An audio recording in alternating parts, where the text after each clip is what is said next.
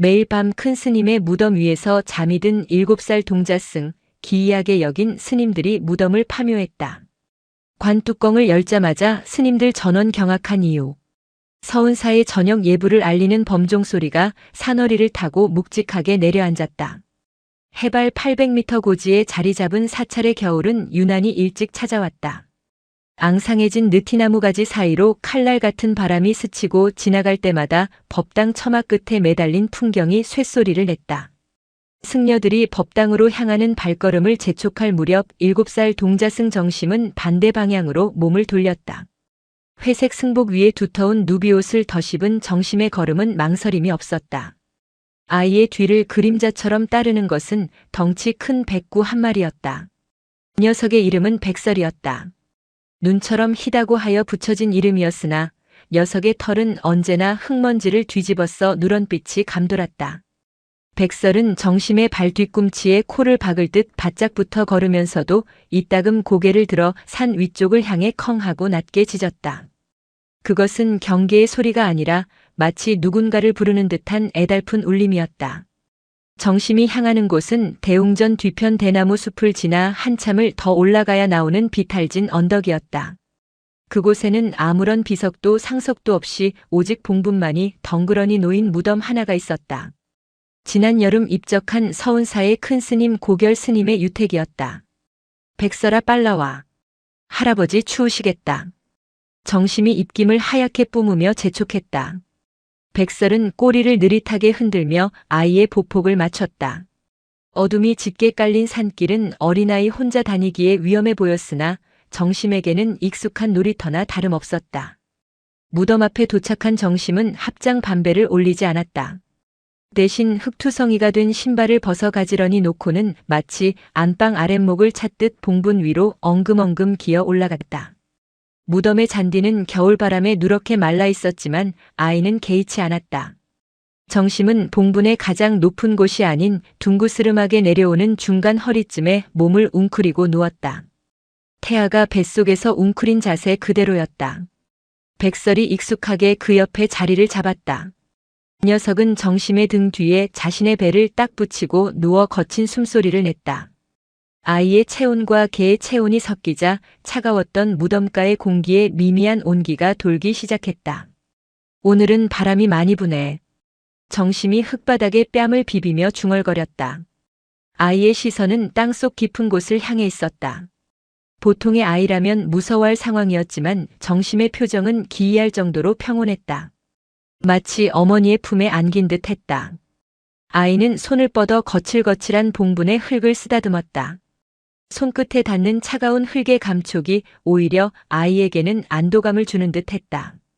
그 시각 대웅전 아래 요사체 마루에서는 2명의 승려가 그 모습을 멀리서 지켜보고 있었다.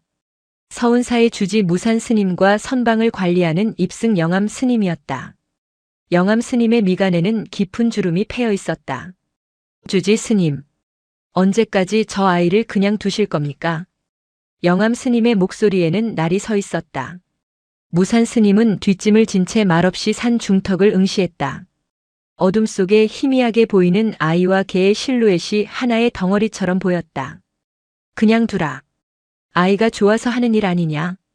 좋아서 하는 일이라니요. 벌써 3달째입니다. 동네 사람들 사이에서 무슨 소문이 도는지 아십니까? 서운사에 귀신 들린 동자가 있다는 소리가 파다합니다. 큰 스님 무덤을 저렇게 짓뭉개고 있는데 이게 무슨 망발입니까? 제사를 지내 천도를 하든지 굿을 하든지 해야지 원. 영암 스님은 혀를 찼다. 그는 규율과 법도를 중시하는 인물이었다. 큰 스님 고결은 생전 서운사의 기둥이자 한국 불교계의 큰 어른이었다. 그런 분의 무덤 위에서 어린아이와 개가 잠을 잔다는 것은 그의 상식으로는 도저히 용납할 수 없는 불경이었다. 큰 스님 유언을 잊었느냐? 무산 스님이 나직하게 말했다. 내 무덤에는 비석 하나 세우지 마라. 울타리도 치지 마라. 산짐승이 쉬다 가든 바람이 머물다 가든 그저 흙으로 돌아가게 두어라. 그 말씀을 잊은 게냐? 그건 겸양의 말씀이지요. 하지만 이건 다릅니다. 정심이 저 아이는 밤새 저기서 잡니다. 새벽 예불 때나 되어서야 부스스 내려오는데 꼴이 말이 아닙니다. 옷이며 얼굴이며 흙투성이의 냄새는 또 어떻습니까?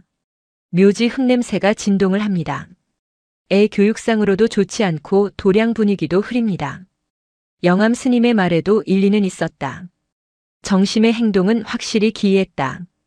처음 정심이 무덤에서 발견된 것은 큰 스님의 49제가 끝난 다음 날이었다. 요사체 방에서 자야 할 아이가 사라져온 절이 발칵 뒤집혔는데 동틀 무렵 백설과 함께 무덤에서 내려오는 아이를 발견한 것이었다. 혼을 내고 타일러도 보았지만 소용없었다. 문을 잠가두면 창문을 넘어서라도 기어코 무덤으로 올라갔다. 영암 수자. 무산 스님이 고개를 돌려 영암 스님을 정면으로 바라보았다. 자네는 저 아이가 무서운가? 영암 스님은 흠칫하며 말을 더듬었다. 무섭다니요. 당치도 않은 말씀입니다. 저는 다만 큰 스님의 안식이 방해받을까 염려돼요. 나는 가끔 저 아이가 부럽네. 무산 스님의 시선이 다시 어둠 속의 무덤을 향했다. 큰 스님은 생전 누구에게도 곁을 내주지 않으셨지. 나조차도 스님의 방문 앞에서는 숨을 죽여야 했어. 그런데 저 아이에게만은 무덤이 되어서야 비로소 등을 내어주시는구먼. 무산 스님의 말 속에는 씁쓸함과 그리움이 동시에 배어 있었다. 고결 스님은 엄격하고 고고한 수행자였다. 평생을 참선과 수행에만 몰두하며 속세의 인연을 철저히 끊어낸 분이었다. 그런 분이 말년에 데려온 아이가 바로 정심이었다. 정심은 고결 스님이 입적하기 불과 열흘 전 어느 날 새벽 보찜 하나 없이 데려온 아이였다. 어디서 데려왔는지 누구의 자식인지에 대해서는 일절 함구했다. 그저 인연이 다 데려왔으니 거두라는 한마디가 전부였다. 스님들은 아이가 고아원 출신이거나 미혼모의 자식이려니 짐작만 할 뿐이었다. 그런데 기이한 것은 정심이 절에 온 지 열흘 만에 큰 스님이 입적하셨다는 사실이었다. 마치 아이를 데려오기 위해 마지막 숨을 붙잡고 있었던 것처럼. 바람이 거세지자 무산 스님은 옷깃을 여미며 몸을 돌렸다. 날이 차다. 내일 아침 아이가 내려오면 따뜻한 꿀물이라도 한 잔 먹이게. 공양주 보살에게 일러두겠네. 무산 스님이 멀어지자 영암 스님은 못마땅한 표정으로 산 중턱을 한 번 더 노려보았다. 그때였다. 우웅. 미세하지만 분명한 진동이 발바닥을 타고 전해져 왔다. 영암 스님은 멈칫하며 주변을 두리번거렸다. 지진인가 싶어 대웅전 처마를 살폈지만 풍경은 바람에 흔들릴 뿐 건물 자체에 흔들림은 없었다. 기분 탓인가? 영암 스님은 고개를 갸웃거렸다. 하지만 그것은 착각이 아니었다. 아주 깊은 땅 속에서 무언가가 웅크렸다가 펴지는 듯한 묵직한 울림이었다.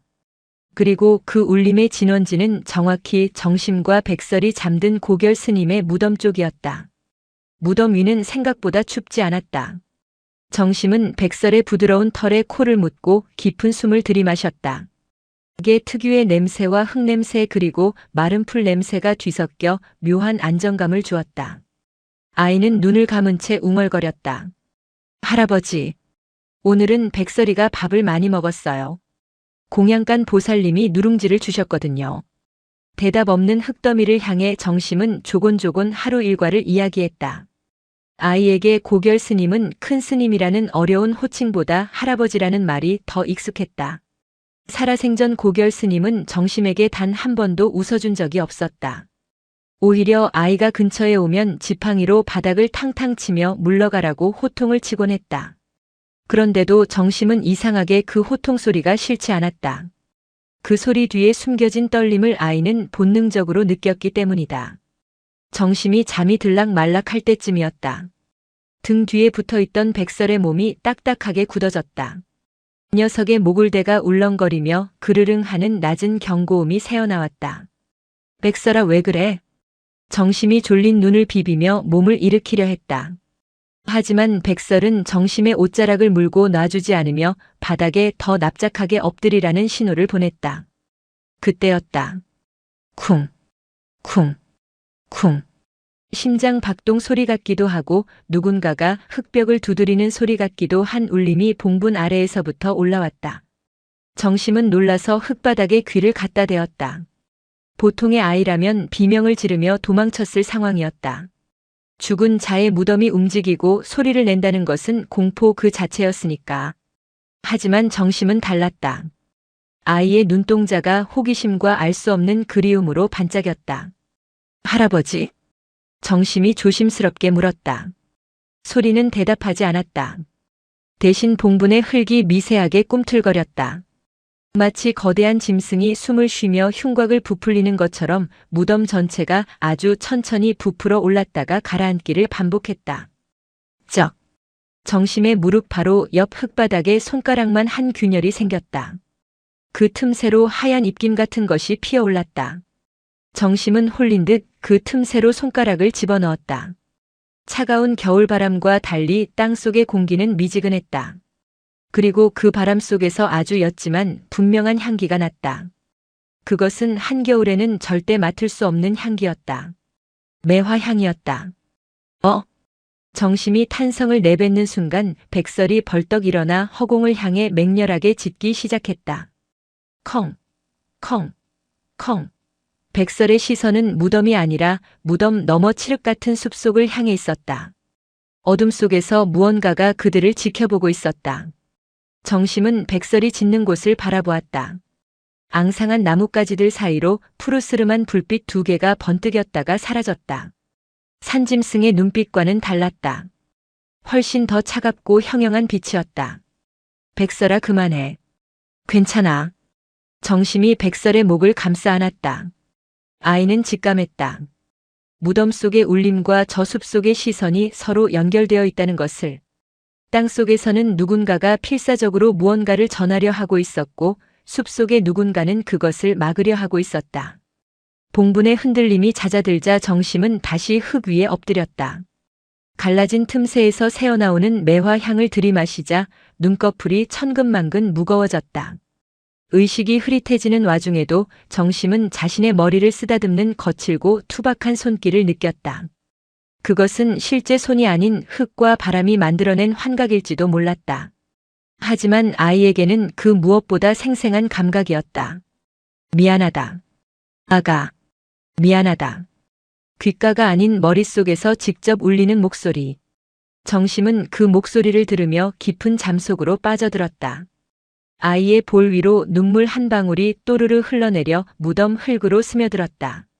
다음 날 아침 서운사는 발칵 뒤집혔다. 새벽 예불을 드리러 가던 영암 스님이 대웅전 기둥에 묶여있는 백설을 발견했는데 녀석의 입가에 붉은 피가 묻어 있었기 때문이었다. 그리고 정심은 방 안에 웅크리고 앉아 고열에 시달리고 있었다. 무산 스님이 급히 정심의 방으로 들어갔을 때 아이는 헛소리를 중얼거리고 있었다. 찾아야 돼요. 할아버지가 추워요. 문을 열어달라고 해요. 무산 스님은 아이의 이마에 젖은 수건을 올려주며 영암 스님을 돌아보았다. 영암 스님의 얼굴은 창백하게 질려 있었다. 제가 말씀드리지 않았습니까? 귀신이 붙은 거라고요. 어젯밤에 제가 똑똑히 들었습니다. 무덤 쪽에서 들려오는 짐승 우는 소리 같은 것을요. 백설이 입에 묻은 저 피를 보십시오. 분명 무덤을 파헤치다 산짐승이라도 잡아먹은 게 분명합니다. 억측하지 마라. 무산 스님이 호통쳤지만 그의 눈빛도 흔들리고 있었다. 백설의 입에 묻은 피는 짐승의 피가 아니었다. 녀석의 잇몸이 다 터져서 나온 피였다. 얼마나 세게 무언가를 물어뜯었으면 이빨이 성한 곳이 없을 정도였다. 도대체 어젯밤 그 무덤가에서 무슨 일이 있었던 것인가? 그때 공양주 보살이 사색이 되어 뛰어들어왔다. 주지 스님, 큰일 났습니다. 큰 스님 묘소가 이상합니다. 무산 스님과 영암 스님은 집신을 꿰어 신을 새도 없이 산으로 뛰어 올라갔다. 무덤 앞에 도착한 두 스님은 말을 잃었다. 봉부는 멀쩡했다. 무너진 곳도 파헤쳐진 곳도 없었다. 하지만 무덤을 둘러싼 주변의 땅이 기이하게 변해 있었다. 무덤을 중심으로 반경 3m 정도의 땅에만 하얗게 서리가 내려앉아 있었는데 그 모양이 마치 누군가가 웅크리고 앉아 무덤을 끌어안고 있는 형상이었다. 그리고 그 서리 위로 정체를 알 수 없는 검은 발자국들이 어지럽게 찍혀 있었다. 발자국은 무덤에서 시작되어 숲속으로 이어지다가 끊겨 있었다. 사람의 발자국 같기도 하고 짐승의 발자국 같기도 한 기묘한 형태였다. 영암 스님이 떨리는 손으로 무덤 한쪽을 가리켰다. 저것 좀 보십시오. 그가 가리킨 곳은 어제 정심이 잠들었던 봉분의 허리춤이었다. 그곳에 꽂혀 있는 것은 앙상하게 마른 나뭇가지 하나였다. 하지만 단순한 나뭇가지가 아니었다. 껍질이 벗겨진 그 가지의 끝부분은 날카롭게 다듬어져 있었고 붉은 묵으로 쓴 듯한 글씨가 희미하게 남아 있었다. 안이불. 단 한 글자였다. 무산 스님은 그 나뭇가지를 뽑아들었다. 손끝에 전해지는 전율이 등골을 타고 올랐다. 이것은 고결 스님이 생전에 사용하던 지팡이 재질과 똑같은 박달나무였다. 스님의 지팡이는 화장할 때 같이 태워버렸는데 이것이 어디서 나왔단 말인가? 부정하다는 뜻인가요? 아이가 부정하다는 겁니까? 영암 스님이 다급하게 물었다. 무산 스님은 고개를 저었다. 아니다. 이건 부정하다는 뜻이 아니라 아니다라는 뜻이다. 무언가를 부정하고 계신 게야. 우리가 알고 있는 것을 혹은 우리가 하려는 것을. 무산 스님은 숲속으로 이어진 검은 발자국을 응시했다. 큰 스님의 죽음 뒤에 감춰진 비밀이 이제 막 그 거대한 입을 벌리기 시작했다는 불길한 예감이 들었다. 정심이 알아놓은 지 사흘이 지났다. 열은 내렸지만 아이는 말을 잃었다. 멍하니 천장만 바라보거나 가끔 창밖 먼 산을 응시할 뿐이었다. 백설 또한 기운을 잃고 요사체 마루 밑에 웅크려 꼼짝도 하지 않았다. 녀석의 잇몸 상처는 다행히 아물어가고 있었지만 그날 밤 무엇을 물어뜯었는지는 여전히 미스터리였다. 서운사의 공기는 무거웠다. 스님들은 삼삼오오 모여 수군거렸다. 큰 스님 묘소에 변고가 생겼다더라. 밤마다 산에서 울음소리가 들린다더라 하는 흉흉한 소문이 꼬리에 꼬리를 물었다. 무산 스님은 결단을 내려야 했다. 그는 주지실 서랍 깊숙한 곳에서 낡은 서류 봉투 하나를 꺼냈다. 고결 스님이 입적하기 전 그에게 맡긴 유일한 유품이었다. 겉봉투에는 소각이라는 두 글자가 적혀 있었다. 태워버리라는 뜻이었다. 무산 스님은 스승의 유지를 받들어 49제 때 이것을 태우려 했으나 차마 그러지 못했다. 스님이 평생을 안고 살았던 고뇌가 무엇인지 알고 싶다는 욕심 때문이었다. 아니 어쩌면 이런 날이 올 것을 예감했는지도 몰랐다. 봉투를 뜯자 빛바랜 흑백 사진 한 장과 꼬깃꼬깃해진 편지 한 통이 나왔다. 사진 속에는 젊은 시절의 고결 스님과 한 여인이 나란히 서 있었다. 승복을 입기 전 속가 시절의 모습인 듯 했다. 그리고 여인의 품에는 갓난아기가 안겨 있었다. 무산 스님은 사진 뒷면을 확인했다. 1952년 겨울 부산 피난촌에서 누이와 조카 혜진. 무산 스님의 손이 떨렸다. 고결 스님에게 누이가 있었다는 사실은 처음 알게 된 것이었다. 스님은 평소 나는 천에 고하다. 전쟁통에 다 죽고 나만 남았다라고 말씀하셨었다. 그런데 사진 속 날짜는 전쟁이 한창이던 시절이었다. 편지를 펼쳤다. 떨리는 필체로 쓰인 글씨는 고결 스님의 것이 아니었다. 누군가가 스님에게 보낸 편지였다. 오빠, 아이를 부탁해. 나는 더 이상 갈 수가 없어. 내 죄는 내가 안고 갈게. 하지만 혜진이만큼은 살려줘. 그 아이 눈을 보면 알잖아. 우리가 무슨 짓을 했는지. 내용은 그것으로 끝이었다. 앞뒤 문맥도 없이 절박함만이 가득한 편지였다. 우리가 무슨 짓을 했는지라는 대목에서 무산 스님은 숨이 턱 막혔다. 도덕적으로 완벽했던 스승의 과거에 어떤 흠결이 있었던 것인가. 그때 방문 밖에서 인기척이 들렸다. 주지 스님 영암입니다. 무산 스님은 황급히 사진과 편지를 서랍에 넣었다. 들어오게. 문을 열고 들어온 영암 스님은 결연한 표정이었다. 스님 결정을 내려주십시오. 정심이를 내보내야 합니다. 또 그 소리인가. 마을 이장님까지 찾아왔습니다. 절에서 밤마다 짐승 찢어지는 소리가 나서 동네 개들이 지저대는 통에 잠을 못 자겠답니다. 게다가 정심이가 며칠 전 마을에 내려가서 이상한 짓을 했다는군요. 이상한 짓이라니? 마을 입구 정자나무 아래 묻혀있던 장독을 깨뜨렸답니다. 그 안에 든 게 뭔지 아십니까? 30년 전에 죽은 이장님 어머니 유품이었습니다. 그걸 아이가 어떻게 알고 파냈는지. 이장님은 아이에게 귀신이 씌어도 단단히 씌었다고 펄펄 뛰고 계십니다. 무산 스님은 눈을 감았다. 정심의 기이한 행동은 단순히 몽유병이나 장난으로 치부하기에는 도를 넘어서고 있었다. 땅속에 묻힌 것을 찾아내는 능력. 그것은 백설이 가진 능력과 흡사했다. 아니 어쩌면 아이와 개가 서로의 감각을 공유하고 있는지도 몰랐다. 아이를 내보낼 수는 없네. 갈 곳도 없는 아이다. 그럼 격리라도 시켜야 합니다. 산신강 옆에 있는 토굴방으로 보내시죠. 제가 책임지고 감시하겠습니다. 더 이상 큰 스님 명예에 먹칠을 하게 둘 순 없습니다. 영암 스님의 주장은 완강했다. 무산 스님은 더 이상 반대할 명분이 없었다. 사찰의 질서를 위해서라도 조치가 필요했다. 알겠네. 대신 너무 가혹하게 대하지 말게. 아직 어린아이야. 명심하겠습니다. 영암 스님이 물러가자 무산 스님은 다시 서랍을 열려다 멈칫했다. 창밖에서 정심이 자신을 쳐다보고 있었기 때문이다. 언제 왔는지 아이는 마당 한가운데 서서 주지시를 빤히 응시하고 있었다. 아니, 정확히는 무산 스님을 보는 것이 아니었다. 스님의 뒤쪽 벽에 걸린 달마도를 보고 있었다. 무산 스님은 등골이 서늘해짐을 느꼈다. 달마도 뒤에는 벽장이 있었고 그 안에는 고결 스님이 생전에 쓰시던 염주가 보관되어 있었다. 아이는 벽을 꿰뚫어 보고 있는 것인가? 무산 스님은 문을 열고 마루로 나갔다. 정심아. 아이는 대답 대신 천천히 손을 들어 산 위쪽을 가리켰다. 할아버지가 아파요. 뭐라고?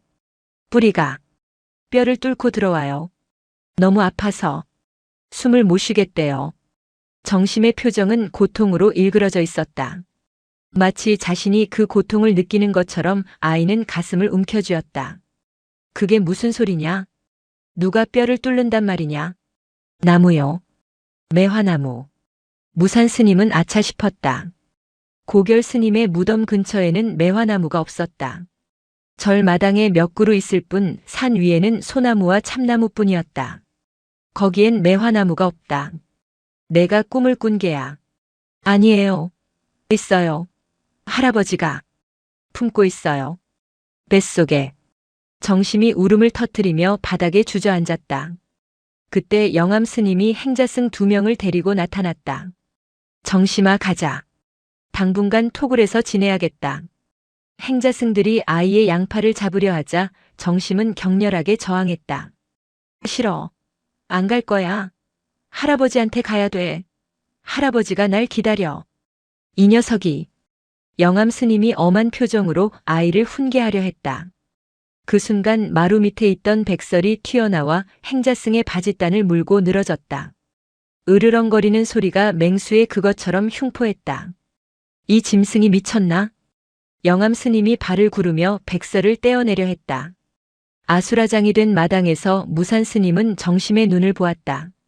아이의 눈동자는 공포가 아닌 분노로 이글거리고 있었다. 그것은 7살 아이의 눈빛이 아니었다. 저 눈빛. 어디서 본 적이 있다. 무산 스님은 기억을 더듬었다. 30년 전 고결 스님이 딱 한 번 저런 눈빛을 보인 적이 있었다. 절에 불을 지르러 온 방화범을 제압할 때였다. 살생을 금하는 승려의 눈에서 뿜어져 나오던 서늘한 살기. 그것이 지금 정심의 눈에 서려 있었다. 결국 정심은 행자승들에게 들려 토굴방으로 옮겨졌다. 백설은 창고에 갇혔다. 격리된 토굴방은 사방이 흙벽으로 된 좁은 공간이었다. 문이 잠기고 밖에서 빗장이 걸리는 소리가 들리자 정심은 문을 두드리던 것을 멈췄다. 어두운 방 안. 정심은 벽에 등을 기대고 앉았다. 아이는 울지 않았다. 대신 가만히 눈을 감고 집중했다. 쿵, 쿵. 멀리서 아주 멀리서 백설의 심장 소리가 들려왔다. 그리고 그보다 더 깊은 곳, 땅속 깊은 곳에서 들려오는 또 다른 울림. 와라. 아이야. 내게로 와라. 그것은 환청이 아니었다. 땅의 진동을 타고 전해지는 물리적인 파동이었다. 정심은 바닥에 귀를 대고 그 소리의 근원을 쫓았다. 갈게요. 조금만 기다려요. 정심은 주머니에서 무언가를 꺼냈다. 아까 끌려오기 직전 화단에서 몰래 주운 뾰족한 돌멩이였다. 아이는 그것으로 흙벽의 구석진 곳을 긁기 시작했다. 서걱, 서걱. 토굴방은 지어진 지 오래되어 흙벽이 사가 있었다. 어른이라면 엄두도 못 낼 일이었지만 작고 날쌘 아이에게는 불가능한 일이 아니었다. 밖에서는 영암 스님이 보초를 서고 있었지만 바람 소리에 묻혀 아이가 벽을 긁는 소리는 들리지 않았다. 밤이 깊어지자 산속의 기온은 급격히 떨어졌다. 감시하던 영암 스님도 추위를 이기지 못하고 잠시 몸을 녹이려 군부를 떼는 아궁이 쪽으로 이동했다. 그 틈을 타 창고에 갇혀있던 백설이 낡은 나무 문틈을 비집고 탈출했다. 녀석은 곧장 토굴방 뒤쪽으로 달려갔다. 백설은 앞발로 토굴방의 흙벽을 밖에서 파내기 시작했다. 안에서는 정심이, 밖에서는 백설이. 둘은 정확히 같은 지점을 공략하고 있었다. 보이지 않아도 서로의 위치를 정확히 알고 있는 듯 했다. 1시간쯤 지났을까? 퍽 하고 흙벽이 무너져 내리며 작은 구멍이 뚫렸다. 아이 하나가 겨우 빠져나갈 만한 크기였다. 정심은 흙투성이가 된 얼굴로 구멍을 빠져나왔다. 백설이 아이의 얼굴을 핥으며 반겼다. 가자, 백설아. 정심은 뒤도 돌아보지 않고 산을 올랐다. 신발도 신지 않은 맨발이었다. 날카로운 돌부리와 가시덤불이 발바닥을 찔러 피가 났지만 아이는 고통을 느끼지 못하는 사람처럼 걸었다. 무덤에 도착했을 때 하늘에서는 진눈깨비가 흩날리고 있었다. 정심은 숨을 헐떡이며 봉분 앞으로 다가갔다. 그리고 어젯밤 갈라졌던 그 틈새를 찾았다. 균열은 어제보다 더 커져 있었다. 정심은 그 틈새로 손을 집어넣었다. 손끝에 딱딱하고 차가운 것이 닿았다. 나무 뿌리였다. 하지만 평범한 뿌리가 아니었다. 그것은 마치 뱀처럼 무언가를 휘감고 있었다. 정심은 양손으로 흙을 파내기 시작했다. 백설도 옆에서 거들었다. 흙이 거치고 드러난 것은 하얗게 백골이 된 사람의 손뼈였다. 그런데 그 손뼈 사이를 굵은 나무 뿌리가 관통하고 있었다. 마치 뼈가 뿌리를 쥐고 있는 것인지 뿌리가 뼈를 뚫은 것인지 분간할 수 없을 정도로 엉겨붙어 있었다. 이거였어.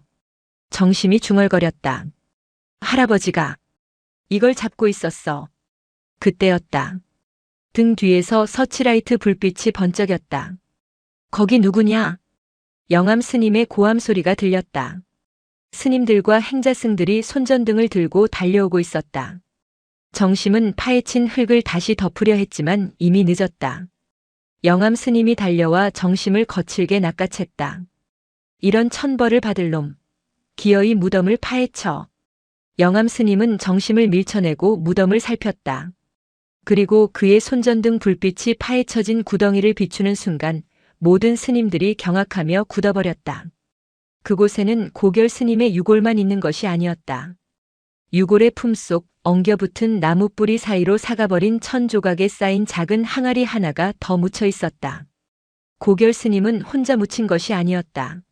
무덤 속에 또 다른 무덤이 있었다. 서치라이트의 억센 불빛이 파헤쳐진 무덤 속을 집요하게 비췄다. 눈발이 거세지며 불빛 속에서 하얀 소용돌이를 만들어냈지만 그 자리에 모인 10명 남짓한 승려들은 추위조차 잊은 채 굳어 있었다. 그들이 보고 있는 것은 단순한 유골이 아니었다. 그것은 70평생을 청빈하게 살다 간 고승의 마지막 모습이라기에는 너무나 기이하고 처연한 광경이었다. 고결 스님의 유골은 편안히 누워있는 자세가 아니었다. 늑골과 척추가 미묘하게 굽어 있어 마치 생의 마지막 순간에 무언가를 필사적으로 끌어안으려 몸을 웅크린 태아의 형상이었다. 그리고 그 앙상한 가슴뼈 사이 흙과 엉겨붙은 갈비뼈가 감싸고 있는 것은 어른 주먹 2개 정도 크기의 투박한 옹기 항아리였다. 더욱 충격적인 것은 나무뿌리였다. 무덤가 주변에는 큰 나무가 없었음에도 불구하고 어디선가 뻗어온 굵은 뿌리 하나가 관을 뚫고 들어와 유골의 팔뼈를 칭칭 감고 있었다. 뿌리는 마치 뼈를 지탱해 주려는 듯 혹은 뼈가 놓치지 않으려는 항아리를 함께 붙잡아 주려는 듯 단단히 얽혀 있었다. 그것은 죽은 자와 산 자 그리고 자연이 한데 뒤엉킨 기묘한 합작품이었다. 이게 도대체. 영암 스님이 뒷걸음질 치며 신음했다. 그의 얼굴은 공포로 하얗게 질려 있었다. 승려들 사이에서 웅성거림이 퍼져나갔다. 연매가 아닙니까? 무덤 속에 저런 걸 묻다니요. 큰 스님께서 생전에 무언가를 숨기신 게 분명합니다. 연매란 남을 저주하기 위해 물건을 몰래 파묻는 주술적 행위를 뜻한다. 청정도량에서, 그것도 존경받던 큰 스님의 무덤에서 이런 해괴한 모습이 드러났으니 승려들이 동요하는 것은 당연했다. 영암 스님은 곧바로 표정을 일그러뜨리며 정심을 노려보았다. 네 이놈, 내가 기어이 부정을 타게 만들었구나. 감히 큰 스님의 유택을 건드려 이런 흉한 꼴을 보이다니. 영암 스님이 정심의 어깨를 거칠게 잡아챘다. 정심은 저항하지 않았다. 아이의 시선은 오직 구덩이 속 항아리에 고정되어 있었다. 흙투성이가 된 아이의 얼굴에는 공포 대신 알 수 없는 안도감이 서려 있었다. 아니야. 정심이 갈라진 목소리로 중얼거렸다. 저건 나쁜 게 아니야. 할아버지가 저걸 지키느라 팔이 아프셨대. 너무 꽉 잡고 있어서. 닥쳐라. 어디서 요사스러운 소리를. 영암 스님이 손을 들어 아이를 치려할 때였다. 멈추시오. 무산 스님의 호령이 쩌렁쩌렁하게 울려 퍼졌다. 평소 온화하던 주지 스님의 목소리에 서리빨 같은 위엄이 실려 있었다. 무산 스님은 영암 스님을 제지하고 천천히 무덤 앞으로 다가갔다. 그는 무릎을 꿇고 합장하며 유골을 향해 깊이 고개를 숙였다. 스님, 불민한 제자들이 스님의 안식을 방해했습니다. 용서하십시오. 무산 스님은 떨리는 손을 뻗어 구덩이 속으로 집어넣었다. 차가운 흙의 냉기가 손끝을 타고 전해져 왔다.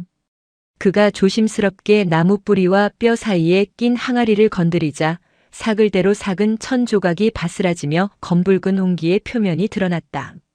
놀랍게도 뿌리는 무산 스님의 손길이 닿자 마치 기다렸다는 듯 스르르 힘을 풀었다. 뼈와 뿌리가 얽혀 절대 빠지지 않을 것 같았던 항아리가 거짓말처럼 쑥 뽑혀나왔다.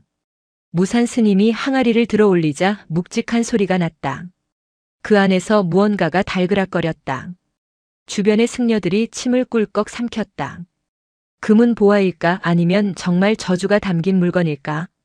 내려가자. 여기서는 확인할 수 없다. 무산 스님은 항아리를 자신의 장삼 자락으로 감싸 안았다. 영암 수좌는 행자들을 시켜 무덤을 다시 정비하게. 오늘 본 것은 입 밖으로 내지 말라고 엄히 단속하고. 하지만 주지 스님, 저 아이는 정심이도 데려간다. 백설이도. 무산 스님은 한 손에는 항아리를, 다른 한 손으로는 정심의 작은 손을 잡았다. 정심의 손은 얼음장처럼 차가웠지만 무산 스님의 손을 맞잡는 악력은 놀라울 정도로 강했다. 아이는 무덤을 떠나면서도 자꾸만 뒤를 돌아보았다. 흙더미 속에 남겨진 유골이 아이에게 작별 인사라도 건네는 듯 했다. 산 아래로 내려오는 길은 침묵만이 감돌았다. 눈발은 더욱 굵어져 한치 앞을 분간하기 힘들었다. 무산 스님의 머릿속은 복잡했다. 고결 스님은 평생 무소유를 실천하신 분이었다. 입적하실 때 남긴 것이라고는 낡은 승복 한 벌과 다 다른 염주 하나뿐이었다. 그런 분이 죽어서까지 가슴에 품고 가야 했던 것이 무엇이란 말인가. 대웅전에 도착했을 때는 새벽 3시가 넘어가고 있었다. 법당 안은 촛불만이 은은하게 밝히고 있었다. 무산 스님은 불상 앞 탁자에 항아리를 올려놓았다. 겉면에 묻은 흙을 털어내자 투박하지만 단단해 보이는 옹기의 자태가 드러났다. 입구는 밀랍으로 단단히 봉해져 있었다. 정심은 법당 구석에 쭈그리고 앉아 백설을 끌어안고 있었다. 아이는 지쳐 보였지만 눈빛만은 형형했다. 무산 스님은 잠시 망설이다가 정심을 불렀다. 정심아, 이리 와보거라. 아이가 주저하며 다가왔다. 내가 보기에 이 안에 무엇이 들어있을 것 같으냐?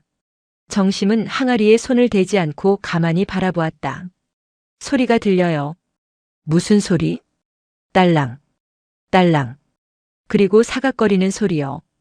씨앗들이 잠을 자고 있어요. 무산 스님의 눈썹이 꿈틀했다. 씨앗이라니. 스님은 조심스럽게 밀랍을 긁어냈다. 오랜 세월 굳어있던 밀랍이 부서지며 뚜껑이 열렸다. 법당 안에 있던 모든 이들의 시선이 항아리 안으로 쏠렸다. 그곳에 들어있는 것은 흙이었다. 검고 고운 흙이 항아리의 절반 정도를 채우고 있었다. 무산 스님이 흙을 조심스럽게 헤집었다. 손끝에 딱딱한 것이 잡혔다. 꺼내보니 아주 오래되어 바짝 마른 매화 씨앗 5알이었다. 그리고 그 밑에서 또 다른 물건이 나왔다. 녹이 슬어 거무튀튀해진 작은 은방울 하나. 아이들의 신발이나 옷에 달아주는 장식용 방울이었다. 마지막으로 나온 것은 대나무를 얇게 깎아 만든 죽간이었다. 종이가 귀하던 시절에나 썼을 법한 물건이었다. 무산 스님은 떨리는 손으로 죽간을 펼쳤다. 그곳에는 붓으로 꾹꾹 눌러 쓴 글귀가 적혀 있었다. 먹물이 번져 있었지만 글씨를 알아보는 데는 문제가 없었다. 죄는 묻히고 은혜는 피어난다. 1952년 겨울. 내가 놓아버린 손을 기억하며. 짧은 문장 뒤에는 희미하게 이름 하나가 적혀 있었다. 조카 박혜진. 무산 스님의 가슴이 철렁 내려앉았다. 서랍 속에 있던 사진 속 아기의 이름이었다. 고결 스님이 평생 숨겨왔던 죄의 실체가 드러나는 순간이었다. 스님은 단순히 조카를 잃어버린 것이 아니었다. 내가 놓아버린 손이라는 구절은 스님의 의지 혹은 피치 못할 선택이 개입되었음을 시사하고 있었다. 이게 전부입니까? 뒤따라 들어온 영암 스님이 허탈한 목소리로 물었다. 그는 저주인형이나 금괴 같은 것을 상상했던 모양이었다. 이건 그냥 쓰레기 아닙니까? 썩은 씨앗이랑 녹슨 방울이라니. 함부로 말하지 말게. 무산 스님이 은방울을 손에 쥐었다. 아주 미세하게 딸랑하는 소리가 났다. 그 소리를 듣자 구석에 있던 백설이 귀를 쫑긋 세우고 꼬리를 흔들었다. 정심의 눈시울이 붉어졌다. 그 소리였어요. 꿈에서 들리던 소리. 정심이 다가와 은방울을 만지작거렸다. 할아버지가 이 방울 소리를 좋아하셨대요. 아이가 웃을 때마다 이 소리가 났다고. 무산 스님은 정심을 바라보았다. 이 아이는 도대체 누구인가? 어떻게 죽은 큰 스님의 기억을 공유하고 있는 것인가? 과학적으로는 설명할 수 없는 일이었지만 불가에서는 인연의 고리를 믿는다. 어쩌면 큰 스님의 간절한 염원이 이 아이를 매개체로 불러들인 것일지도 몰랐다. 그때 법당 문이 열리고 찬바람이 몰아쳤다.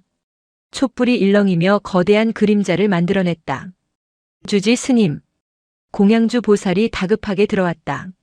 저기, 산에서 이상한 것이 내려오고 있습니다. 무슨 소리요? 무덤 쪽 숲에서 불빛들이, 수십 개의 불빛들이 일렬로 내려오고 있습니다. 스님들이 우르르 법당 밖으로 나갔다. 칠흑 같은 어둠 속 서운사 뒤편 산등성이에서 기이한 광경이 펼쳐지고 있었다. 푸르스름한 도깨비불 같은 빛들이 긴 띠를 이루며 절을 향해 천천히 내려오고 있었다. 그것은 마치 장내 행렬의 만장 같기도 했고 횃불을 든 군대의 행렬 같기도 했다. 영암 스님이 비명을 질렀다. 저게 뭐야? 귀신이다. 원혼들이 몰려온다. 승려들은 공포에 질려 뒷걸음질 쳤다. 하지만 정심은 달랐다. 아이는 맨발로 눈 덮인 마당으로 뛰쳐나갔다. 백설이 그 옆을 지켰다. 정심은 산을 향해 두 팔을 벌렸다. 오시는군요. 드디어 오시는군요. 아이의 입가에 엷은 미소가 번졌다. 그것은 환영하는 미소였다. 내려오는 불빛들 사이로 바람소리가 섞여 들려왔다. 웅웅거리는 소리는 마치 수많은 사람들이 낮게 의조리는 연불 소리처럼 들렸다. 무산 스님은 그 소리를 듣는 순간 온몸에 소름이 돋았다. 그것은 단순한 바람소리가 아니었다. 60여 년 전 이 산자락을 피로 물들였던 전쟁의 비명소리, 그리고 그 속에서 살아남지 못한 자들의 통곡이 섞여 있었다. 과거의 문이 열리고 있었다. 큰 스님의 무덤이 열리면서 봉인되어 있던 60년 전의 시간이 현재의 시간과 충돌하기 시작한 것이다. 서운사 경내는 순식간에 아수라장이 되었다. 산에서 내려오는 푸른 불빛들은 요사체와 법당 주변을 에워싸기 시작했다. 가까이서 본 불빛의 정체는 반딧불이 같기도 하고 인불 같기도 한 형체가 없는 에너지 덩어리들이었다. 그것들은 뜨겁지도 않았고 태우지도 않았지만 닿는 곳마다 서늘한 냉기를 뿜어냈다. 모두 법당 안으로 피하시오. 문을 닫으시오. 무산 스님의 외침에 승려들과 공양주 보살이 대웅전 안으로 뛰어들어갔다. 영암 스님은 덜덜 떨며 문고리를 잠갔다. 이게 무슨 변고입니까? 정말 정심이 저 아이가 귀신을 불러들인 게 아닙니까? 법당 안은 공포로 가득 찼다. 창호지 문 너머로 푸른 그림자들 어른거렸다. 하지만 정심은 들어오지 않았다. 아이는 마당 한가운데 홀로 서서 백설의 목을 쓰다듬으며 그 불빛들과 마주하고 있었다. 정심아, 어서 들어오너라. 무산 스님이 문을 열려 했지만 영암 스님이 필사적으로 막아섰다. 안 됩니다. 문을 열면 저것들이 들어옵니다. 아이가 밖에 있다. 무산 스님이 영암 스님을 밀쳐내고 문을 활짝 열었다. 그 순간 놀라운 광경이 펼쳐졌다. 수십 개의 푸른 불빛들이 정심을 공격하는 것이 아니라 아이를 중심으로 둥글게 원을 그리며 회전하고 있었다. 마치 아이를 호위하는 듯 혹은 아이에게 무언가를 하소연하는 듯 했다. 정심은 허공에 손을 뻗어 불빛 하나를 만지려는 신용을 했다. 추우시죠? 배고프시죠? 정심의 목소리는 평소의 아이 목소리가 아니었다. 훨씬 더 어른스럽고 깊은 슬픔이 배어있는 목소리였다. 아이는 마치 접신이라도 한 듯 중얼거렸다. 기다렸어요. 할아버지가 깨어나실 때까지. 이제 길을 열어드릴게요. 정심이 합장을 하자 옆에 있던 백설이 하늘을 향해 길게 울부짖었다. 아우우 늑대의 울음소리처럼 고고하고 슬픈 소리가 밤하늘을 갈랐다. 그 소리에 반응하듯 푸른 불빛들이 일제히 위로 치솟더니 대웅전 지붕 위로 모여들어 하나의 거대한 형상을 만들기 시작했다. 그것은 낡고 해진 승복을 입은 노승의 형상이었다. 고결 스님이었다. 하지만 평소의 근엄한 모습이 아니었다. 젊은 시절에 고뇌와 번뇌로 가득 찬 청년 승려의 모습이 불빛 속에 겹쳐 보였다. 허공에 떠오른 형상은 슬픈 눈으로 아래를 내려다보다가 손가락으로 서쪽 하늘을 가리키고는 서서히 흩어졌다. 불빛들이 사라지자 마당에는 짙은 안개만이 남았다. 정심은 그 자리에 쓰러졌다. 무산 스님은 뛰쳐나가 아이를 안아들었다. 아이의 몸은 불덩이처럼 뜨거웠다. 정심아, 정신 차려라. 아이는 눈을 뜨지 못한 채 헛소리를 했다. 낙동강. 다리. 끊어진 다리. 무산 스님은 아이를 안고 법당으로 들어왔다. 분위기는 완전히 바뀌어 있었다. 영암 스님조차 입을 다물지 못했다. 방금 본 광경은 집단 환각이라기에는 너무나 선명했다. 낙동강이라니? 무산 스님은 방금 전 항아리에서 나온 죽간을 다시 집어들었다. 1952년 내가 놓아버린 손. 1952년이면 한국 전쟁이 한창이던 때였다. 낙동강 전선은 치열한 격전지였다. 무산 스님은 기억을 더듬었다. 고결 스님이 생전에 아주 가끔 술에 취하면 부르던 노래가 있었다. 승려가 술을 마시는 것은 파괴였지만 큰 스님은 1년에 딱 하루 기일도 아닌 정체불명의 날에 곡차술을 한 잔씩 하곤 했다. 그때마다 부르던 노래는 연불이 아니라 구슬픈 민요였다. 바람이 부네, 바람이 부네. 강 건너님에게 바람이 부네. 무산 스님은 주지실로 달려가 낡은 수첩을 뒤졌다. 스님이 입적하기 전 구슬로 남긴 사찰 연역 비망록이 있었다. 공식적인 기록에는 남기지 않은 개인적인 이야기들이 암호처럼 적혀 있는 노트였다. 무산 스님은 1952년 페이지를 찾았다. 거기에는 날짜와 지명, 그리고 짧은 메모만이 적혀 있었다. 1952년 1월 14일. 낙동강 외관철교 인근. 눈보라. 업을 짓다. 1000개의 불상을 지키기 위해 하나의 생명을 버리다. 무산 스님의 손이 떨렸다. 1000개의 불상을 지키기 위해 하나의 생명을 버렸다. 서운사는 전쟁 당시 문화재 소개 작전의 일환으로 국보급 불상과 경판들을 부산으로 옮기는 임무를 맡았었다. 당시 젊은 승려였던 고결 스님이 그 수송 책임자였다. 트럭은 좁았고 실어야 할 문화재는 많았다. 피난민들은 트럭에 매달려 태워달라고 아우성을 쳤다. 그 상황에서 고결 스님은 조카 혜진을 데리고 있었다. 누이가 죽으며 맡긴 핏덩이 조카를. 무산 스님은 머릿속에서 잔인한 퍼즐이 맞춰지는 것을 느꼈다. 트럭에 자리는 없었다. 불상을 싣고 경판을 실으려면 사람은 탈 수 없었다. 군인들은 재촉했다. 스님, 출발해야 합니다. 짐을 버리든 아이를 버리든 결정하시오. 젊은 고결 스님은 선택해야 했다. 천년을 이어온 불법의 정수를 지킬 것인가, 아니면 혈육인 조카를 살릴 것인가. 스님은 불상을 선택했다. 전쟁통에 고아원에 아이를 맡기거나 누군가에게 부탁하고 트럭에 올랐을 것이다. 금방 데리러 오마라는 지키지 못할 약속을 남기고, 하지만 전쟁은 길어졌고 다시 돌아갔을 때 아이는 없었을 것이다. 그 죄책감. 불상 앞에서 절을 올릴 때마다 그 불상이 조카의 목숨값이라는 생각이 스님을 평생 괴롭혔으리라. 그래서 스님은 평생토록 낡은 승복을 입고 난방도 하지 않는 냉방에서 자며 고행을 자처했던 것이다. 자신이 누리는 모든 안락함이 죄스러워서. 그래서 무덤에 아무것도 세우지 말라고 하셨구나. 무산 스님은 눈물을 흘렸다. 자신의 무덤이 초라해야 버려진 조카에게 조금이라도 덜 미안할 테니까. 차가운 흙바닥에 누워야 길바닥에서 떨었을 아이의 고통을 함께할 수 있을 테니까. 그런데 그 항아리는 무엇인가? 매화 씨앗과 은방울. 아마도 아이와 헤어질 때 아이가 가지고 놀던 장난감이 은방울이었을 것이다. 매화 씨앗은 다시 만날 나를 기약하며 심으려 했던 희망이었을까? 그때 방 안에서 정심이 눈을 떴다. 열은 내렸지만 아이의 눈은 깊고 어두웠다. 스님. 정심이 무산 스님을 불렀다. 저기, 할아버지가 보여요. 어디 말이냐? 저 산 너머. 서쪽으로 아주 멀리. 기차 소리가 들리는 곳에요. 정심은 자리에서 벌떡 일어났다. 가야 돼요.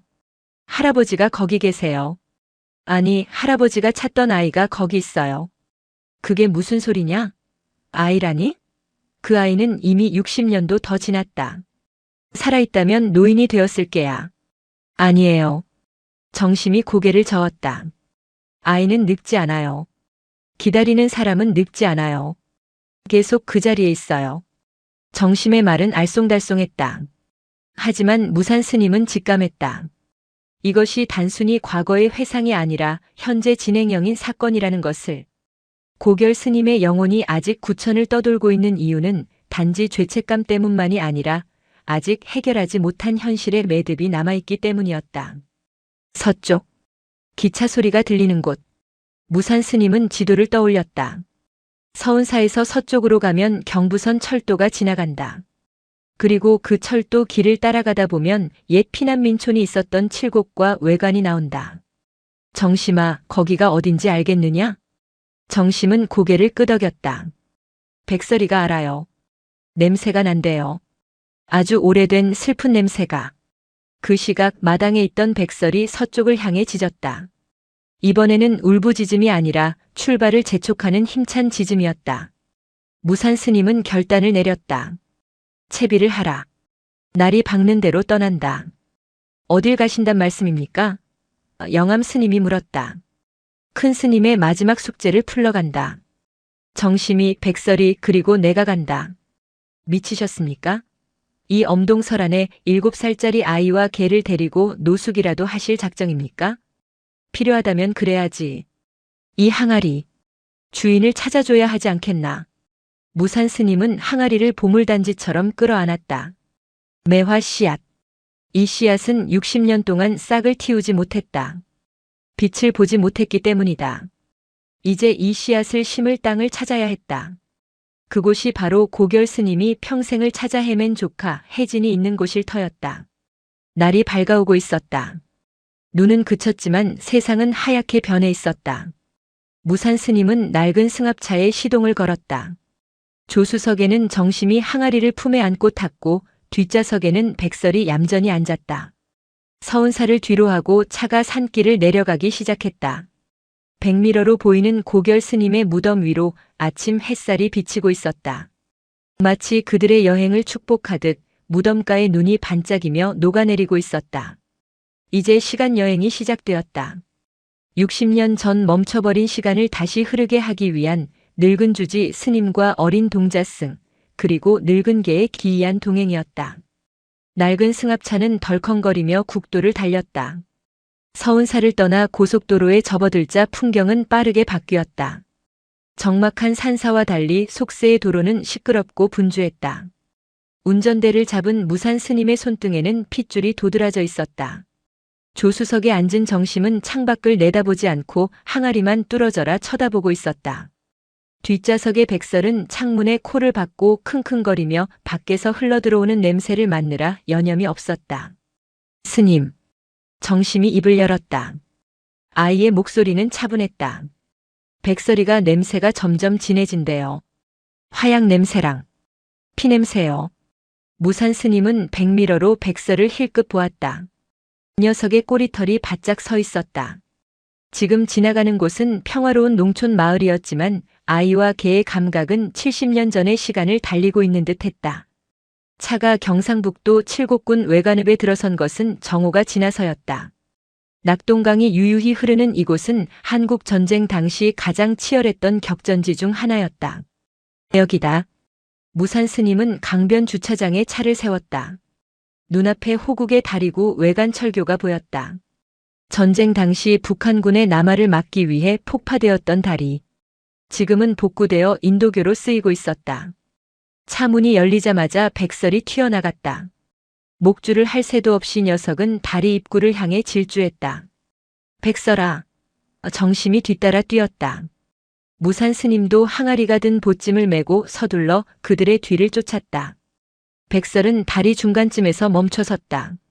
그리고 강물을 내려다보며 끙끙거리기 앓는 소리를 냈다. 강바람이 매서웠다. 정심은 백설 옆에 서서 난간을 붙잡았다. 아이의 눈동자가 급격하게 흔들리기 시작했다. 아! 정심의 입에서 탄식이 흘러나왔다. 아이는 허공을 향해 손을 뻗었다. 가지 마세요. 삼촌. 가지 마. 무산 스님은 그 자리에 멈춰섰다. 삼촌. 고결 스님을 부르는 호칭이었다. 승려가 되기 전 조카에게 불렸을 그 이름. 정심은 바닥에 주저앉아 엉엉 울기 시작했다. 지나가던 행인들이 힐끔거렸지만 아이는 아랑곳하지 않았다. 기다리라고 했잖아요. 금방 온다고 했잖아요.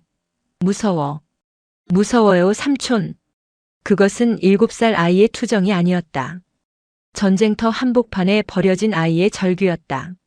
무산 스님은 정심의 어깨를 감싸 안았다. 아이의 몸은 사시나무 떨듯 떨리고 있었다. 그 떨림은 단순히 추위 때문이 아니라 땅에 서린 지독한 원념이 아이의 몸을 타고 흐르기 때문이었다. 그때였다. 낡은 자전거를 끌고 지나가던 한 노인이 걸음을 멈췄다. 허리가 굽은 노인은 백설을 유심히 보더니 이내 정심과 무산 스님을 번갈아 쳐다보았다. 스님요. 노인의 목소리는 갈라져 있었다. 혹시 사람 찾으러 왔는교? 무산 스님은 벌떡 일어나 합장했다. 예, 그렇습니다. 혹시 오래전 이야기를 좀 여쭤봐도 되겠습니까? 노인은 강물을 바라보며 담배를 한 대 꺼내 물었다. 개가 참 희한하네. 옛날에 저 다리 밑에 살던 그 미친중이 데리고 다니던 개랑 똑같이 생겼어. 미친중이라니요? 전쟁 끝나고 나서였지. 1953년 봄이었나. 웬 젊은 스님 하나가 매일 저 다리 밑을 뒤지고 다녔어. 넋이 나간 사람처럼 흙을 파고 지나가는 사람들 붙잡고 애 못 봤냐고 묻고 다녔지. 옆에 누렁이 한 마리를 데리고 다녔는데 꼬리가 딱 저놈처럼 생겼었어. 무산 스님의 가슴이 뛰었다. 고결 스님이었다. 스님은 아이를 버리고 아주 떠난 것이 아니었다. 전쟁이 소강 상태에 접어들자마자 다시 돌아와 아이를 찾았던 것이다. 그 스님, 아이를 찾았습니까? 노인은 고개를 저었다. 못 찾았지. 그때 고아들이 한두 명이었나. 다리 밑에 거적대기 덮고 사는 애들이 수백 명이었어. 죽어나가는 게 일상이었고. 그 스님 한 달을 넘게 저기서 먹고 자고 하더니 어느 날 싹 사라집디다. 다들 죽었거나 포기했다고 생각했지. 무산 스님은 항아리가 든 보찜을 꽉 쥐었다. 그때 혹시 혜진이라는 아이에 대해 들어보셨습니까? 박혜진이라는 여자아이입니다. 노인은 미간을 찌푸리며 기억을 더듬었다. 혜진이? 이름까진 모르겠고. 그 스님이 찾던 애가 하나 있긴 했어.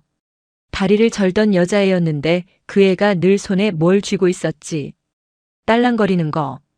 방울입니까? 그래, 은방울. 밥은 굶어도 그 방울은 절대 안 팔더라고. 누가 뺏으려고 하면 이빨로 물어뜯어서라도 지키던 독한 년이었어. 무산 스님은 전율했다. 맞다. 항아리 속의 은방울. 그 아이가 가지고 있던 것과 짝을 이루는 물건. 그 아이는 어떻게 되었습니까? 글쎄. 미군 부대 근처 시장통으로 흘러들어갔다는 소문도 있고 꿀꿀이죽 파는 할매가 걷어갔다는 말도 있고. 살아있다면 70은 넘었겠지. 근데 스님 그거 아시오?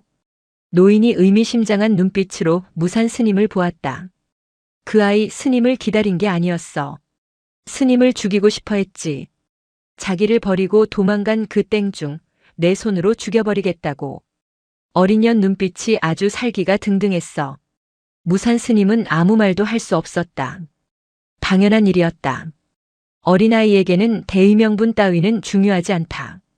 자신을 버린 삼촌에 대한 배신감만이 뼛속 깊이 사무쳤을 것이다. 고결 스님이 평생 죄책감에 시달린 이유가 명확해졌다. 스님은 아이를 찾지 못한 것이 아니라 아이의 증오를 감당할 자신이 없어 차마 나타나지 못했던 것일 수도 있다. 아니면 엇갈렸거나. 감사합니다, 어르신. 혹시 그 시장이 어딘지 아십니까? 여기서 읍내 쪽으로 가면 구시장이 있어. 지금은 다 재개발된다고 난리지만 아직 옛날 가게 몇 개는 남아있을 거요. 거기로 가보소. 노인은 자전거를 타고 멀어졌다. 정심은 울음을 그치고 멍하니 강물을 바라보고 있었다. 백설이 다가와 아이의 눈물을 핥아주었다. 스님. 정심이 쉰 목소리로 말했다. 할아버지는 도망간 게 아니었어요. 돌아오셨어요. 그래, 나도 들었다. 하지만 언니는 몰라요. 할아버지가 돌아왔던 걸 몰라요. 그래서 화가 났어요. 아주 많이. 정심의 말 속에 등장한 언니라는 호칭.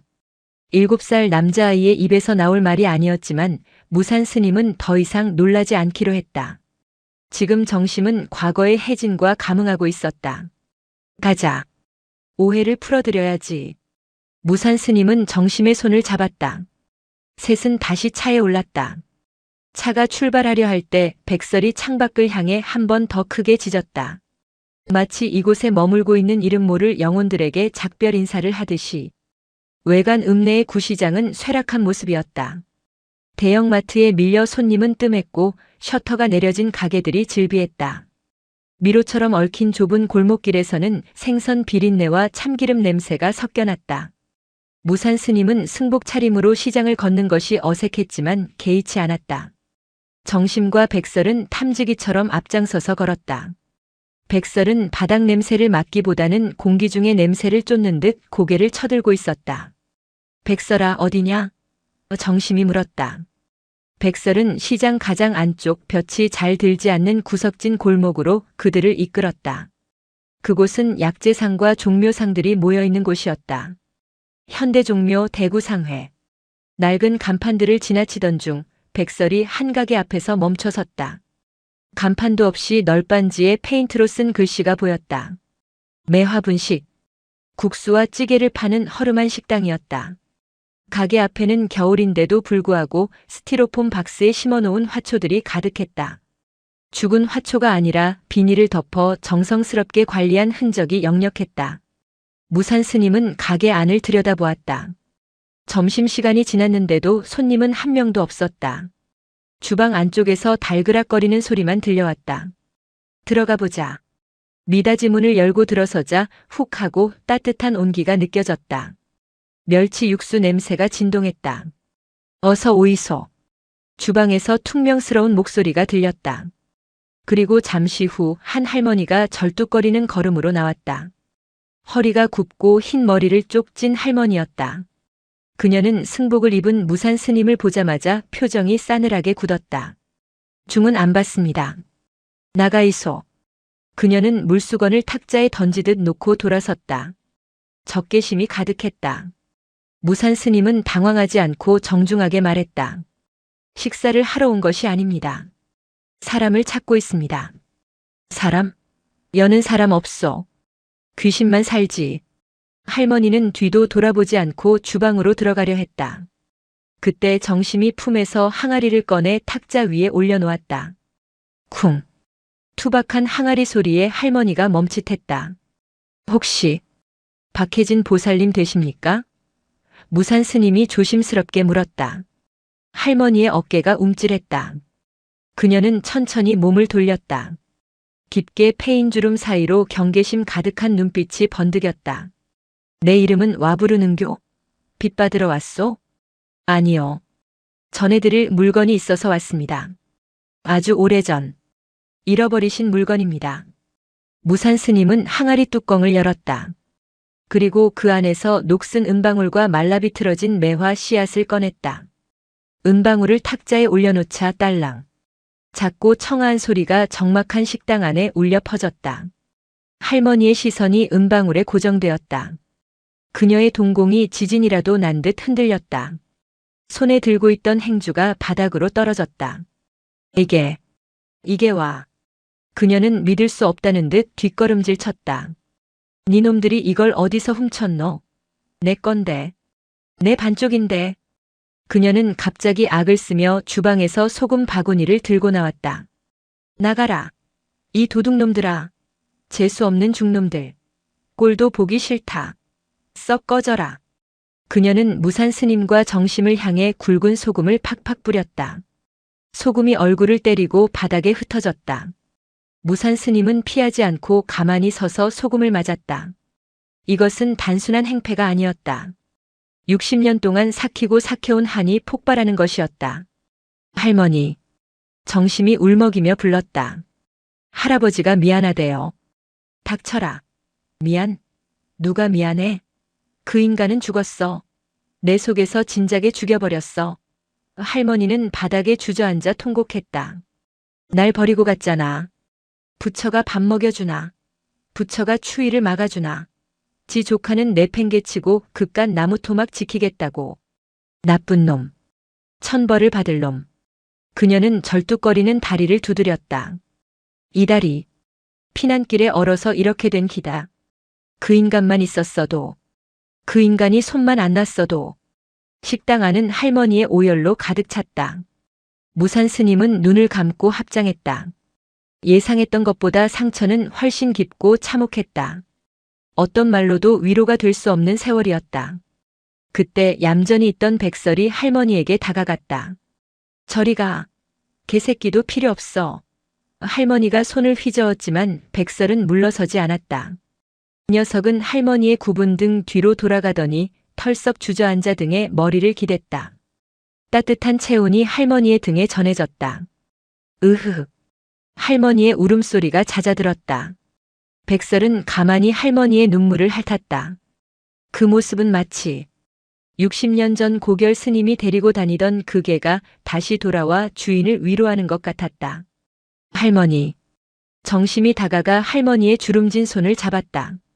그리고 자신의 주머니에서 다른 무언가를 꺼냈다. 그것은 무덤에서 나온 죽간이었다. 이거 보세요. 할아버지가 쓴 거예요. 할머니는 눈물 젖은 눈으로 죽간을 보았다. 죄는 묻히고 은혜는 피어난다.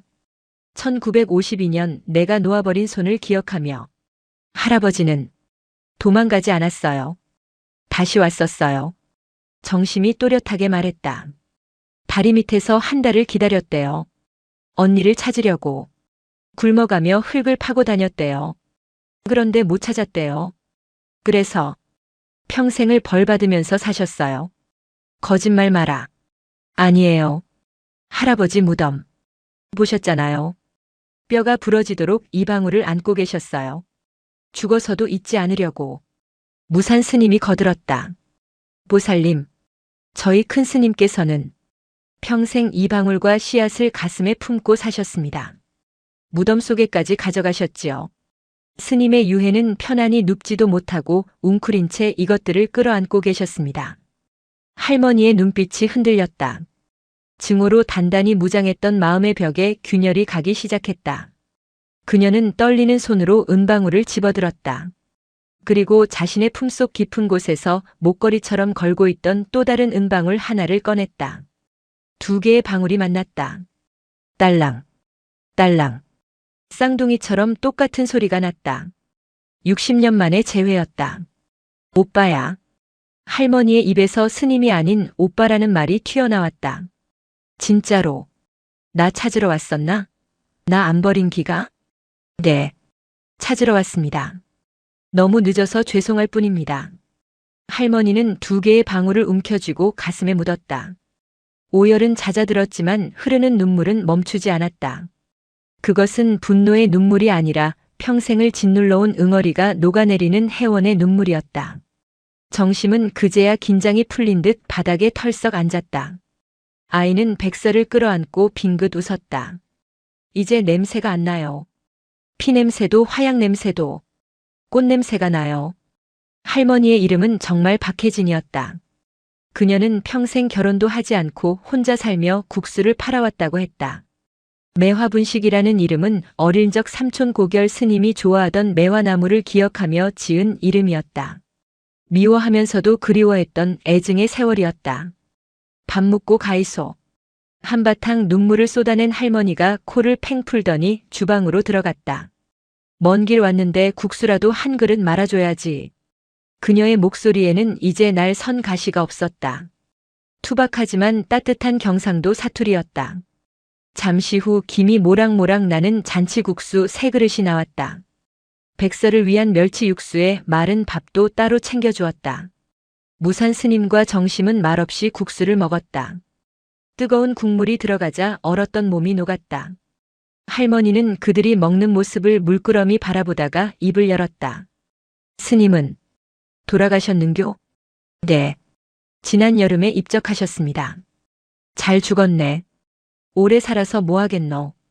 고생만 했지. 말은 험하게 했지만 그녀의 눈가는 다시 젖어 있었다. 보살님. 무산 스님이 젓가락을 내려놓았다. 스님의 유언이 하나 있었습니다. 무덤에 아무것도 세우지 말라고 하셨는데 이제야 그 뜻을 알겠습니다. 그게 뭔데요? 스님은 기다리신 겁니다. 보살님이 찾아와서 무덤을 밟아주기를, 그리고 이 씨앗을 심어주기를. 무산 스님은 항아리에 담긴 매화 씨앗을 가리켰다. 이 씨앗은 스님이 생전에 가장 아끼던 나무에서 받은 것입니다. 언젠가 보살님을 만나면 함께 심으려고 간직하셨던 겁니다. 할머니는 씨앗을 손바닥에 올려놓았다. 바짝 마른 씨앗은 죽은 것처럼 보였다. 이게 싹이 트겠나. 60년이 넘었는데. 트겠지요. 정심이 불쑥 끼어들었다. 국수 국물을 입가에 묻힌 채 아이는 해맑게 웃었다. 할아버지가 그랬어요.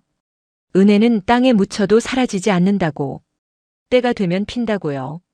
할머니는 정심을 물끄러미 바라보았다. 니는 이름이 뭐고? 정심이요. 눈이 막네. 옛날 울 오빠야 젊었을 때 눈이랑 똑같네. 할머니는 정심의 머리를 거칠게 쓰다듬었다. 처음으로 보여준 애정 표현이었다. 식사를 마치고 나오자 해가 뉘엿뉘엿 지고 있었다. 함 가봅시다. 그 인간 무덤. 할머니가 앞치마를 벗으며 말했다. 지금 말입니까? 서운사까지는 꽤 멉니다. 멀면 어떠노? 60년도 기다렸는데 하루 더 못 가겠나. 내 삼아 문 닫고 따라 나설 테니 태워주이소. 그렇게 다시 서운사로 향하는 여정이 시작되었다. 올 때는 무거운 침묵과 긴장이 감돌았지만 갈 때는 기묘한 평온함이 차 안에 흘렀다. 할머니는 뒷좌석에서 백설을 쓰다듬으며 옛날 이야기를 두서없이 늘어놓았다. 전쟁 때 이야기, 고아원 이야기, 시장에서 장사하며 겪은 이야기들. 그것은 고해성사이자 죽은 오빠에게 바치는 뒤늦은 안부 인사였다. 밤늦게 서운사에 도착했을 때 절은 고요했다. 영암 스님이 마중을 나왔다가 낯선 할머니를 보고 눈을 동그랗게 떴다. 이분은 큰 스님의 손님이다. 귀한 손님이지. 무산 스님은 짧게 답하고는 바로 산으로 향했다. 달빛이 밝았다. 할머니는 불편한 다리를 이끌고 힘겹게 산을 올랐다. 정심이 할머니의 손을 잡아주었고 백설이 뒤에서 엉덩이를 밀어주듯 받쳐주었다. 무덤 앞에 도착하자 할머니는 거친 숨을 몰아쉬었다. 봉부는 어제 파헤쳐진 흔적이 수습되어 말끔해져 있었다. 할머니는 지팡이를 놓고 무덤 앞으로 다가갔다. 그리고 털썩 주저앉았다. 오빠야. 할머니가 무덤을 툭 쳤다. 내 왔다. 혜진이 왔다. 대답은 없었다. 바람 소리만 스산하게 불어왔다. 많이 기다렸나? 미안하다. 내가 너무 늦게 왔다. 할머니는 품에서 2개의 은방울을 꺼내 봉분 위에 올려놓았다. 그리고 무산 스님이 건네준 매화 씨앗을 꺼냈다. 할머니는 맨손으로 무덤과 흙을 팠다. 꽁꽁 언 땅이었지만 그녀의 손길은 멈추지 않았다. 손톱이 깨지고 피가 났지만 멈추지 않았다. 여서 자라라. 오빠야 옆에서. 따뜻하게 자라라. 씨앗 5알을 심고 흙을 덮었다. 할머니는 흙투성이가 된 손으로 눈물을 훔쳤다. 그 순간 기적이 일어났다. 정심이여? 하고 소리쳤다. 무덤 봉분 위로 은은한 푸른 빛이 피어올랐다. 어제 보았던 그 도깨비불 같은 빛이었다. 하지만 이번에는 차갑지 않았다. 따뜻하고 부드러운 빛이었다. 빛은 할머니의 어깨를 감싸 안았다. 마치 누군가가 뒤에서 안아주는 것처럼. 할머니는 놀라지 않았다. 그저 덤덤하게 그러나 편안하게 그 빛을 받아들였다. 그래. 알았다. 이제 됐다. 다 풀었다. 빛은 서서히 흩어지며 하늘로 올라갔다. 밤하늘의 별들이 유난히 반짝였다. 그때 백설이 꼬리를 살랑살랑 흔들며 무덤가에 심은 씨앗자리 냄새를 맡았다. 스님. 정심이 무산 스님을 불렀다. 이것 좀 보세요. 방금 심은 씨앗자리에서 아주 작은 초록색 새싹이 흙을 뚫고 올라오고 있었다. 한겨울 얼어붙은 땅에서 60년 묵은 씨앗이 발한 것이다. 과학으로는 설명할 수 없는 생명의 신비였다. 아니, 그것은 간절한 염원이 만들어낸 기적이었다. 무산 스님은 합장하며 연부를 외웠다. 나무아미타불. 영암 스님을 비롯한 뒤늦게 올라온 스님들도 그 광경을 보고 말을 잃었다. 할머니는 싹을 어루만지며 웃었다. 주름진 얼굴에 소녀 같은 미소가 번졌다. 피었네. 진짜로 피었네. 그날 밤 할머니는 요사체에서 하룻밤을 묵었다. 정심은 할머니 옆에서, 백설은 마루 밑에서 곤히 잠들었다. 큰 스님의 무덤에서는 더 이상 쿵쿵거리는 소리도 울음소리도 들리지 않았다. 오직 평온한 침묵만이 감돌았다. 겨울이 깊어질수록 서운사의 고요함은 오히려 소란스러움으로 바뀌어갔다.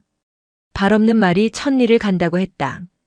외관 시장통에 매화분식 할머니가 다녀간 뒤, 그리고 무덤가에서 기이한 빛이 목격되었다는 소문이 등산객들의 입을 타고 아래 마을로 퍼져나갔기 때문이었다. 거기가 소원을 그렇게 잘 들어준다며? 무덤에서 매화가 핀대.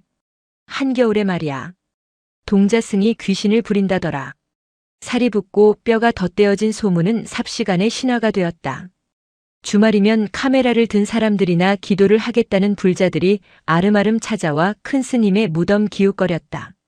개중에는 무속인들도 섞여 있어 향을 피우려다 쫓겨나기도 했다. 이게 무슨 난리입니까? 수행도량이 아니라 돛대기 시장이 되었습니다.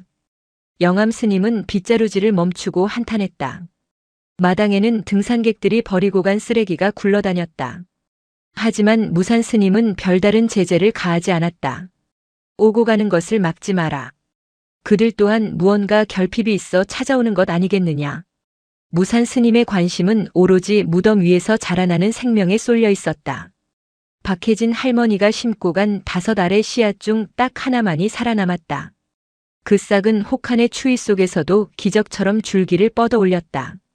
보통의 나무라면 얼어 죽었을 날씨였지만 싹은 마치 땅속에서 뜨거운 온기를 공급받는 것처럼 하루가 다르게 굵어졌다. 정심은 이제 무덤 위에서 잠을 자지 않았다. 대신 하루 종일 그 작은 묘목 곁을 지켰다. 사람들이 다가와 손을 대려 하면 백설이 낮게 으르렁거려 접근을 막았다. 만지지 마세요. 아파해요.